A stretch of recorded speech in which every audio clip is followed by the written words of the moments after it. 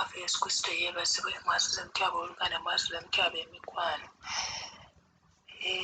Neebaza Katonda ku lw'amakya amalungi, neebaza Katonda ku lw'ekisa ekingi kyatuwadde, neebaza Katonda ku lw'okwagala kwe kwatuwadde, neebaza Katonda ku lw'obulamu obwatuwadde. Amiina. Neebaza Katonda kubanga okyali mulamu nange nkyali mulamu. Tulabye ku makya ga leero, bangi tebasobodde kukeera, bangi tebasobodde zuukuka, naye gwe weebaza Mukama kubanga gwe nange tuli balamu.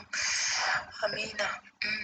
Leero Morning Hope evudde mu kitabo kya Peetero ekyokubiri essuula ey'okusatu olunyiriri olw'ekumi n'ennya essuula y'ekumi-na-ssatu n'olw'ekumi n'ennya lugambye bwe luti, naye nga bwe yasuubiza tusuubire eggulu eriggya n'ensi empya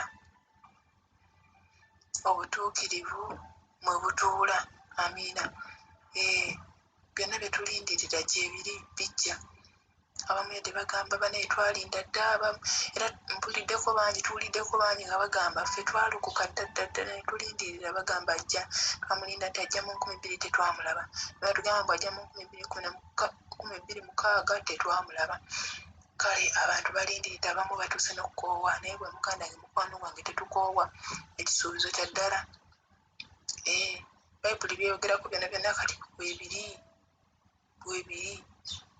Era bw'oba osoma bulungi Bayibuli yo, byonna byayogera mu Isaaya bwebiri. Osoma Isaaya, osoma Bayibuli ekitabo kya Isaaya, byonna byayogerako, byonna ebyalangibwa abo abaaliwo, byonna bikola ki? Weebiri. Haleluya. Katusuubire ensi empya, tusuubire eggulu eppya nga bwe yasuubiza. Amiina. Buli kyokola kola ng'omanyi nti ekiseera kigenda tutuuka ebyo biggweewo. Olw'ekumi-n'ennya lugambye bwe luti, kale abaagalwa, kubanga musuubira ebyo, mufubenga okusangibwa mu mirembe nga temulina bbala newankubadde omusango mu maaso ge. Amiina. Tufuba tutya? Waakiri tufube. W'osoma waggulu eri olunyiriri olw'omunaana n'olw'omwenda lugamba nti haleluya.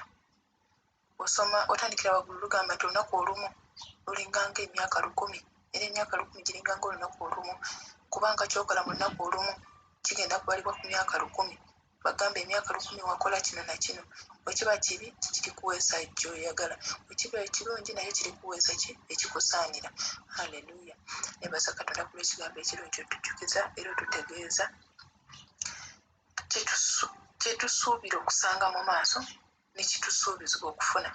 Katonda omulungi omulokozi abanjagalire, musiibe bulungi. Mukama Katonda wange, Taata w'ekisa ekingi, koowoola ekisa n'okwagala bive gy'oli, amagezi n'okumanya Taata bive gy'oli.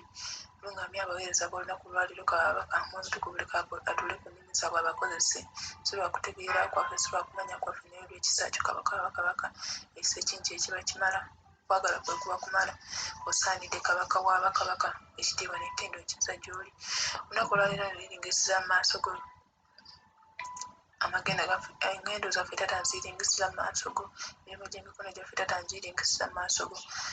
Osaanidde kabaka w'abakabaka, nkoowoola obusa n'obukuumi okuva gy'oli. Oli mulungi Katonda omulungi ow'ekisa ekingi, eba nkoowoola okwagala kwo n'ekisa kyo bye biba bimala.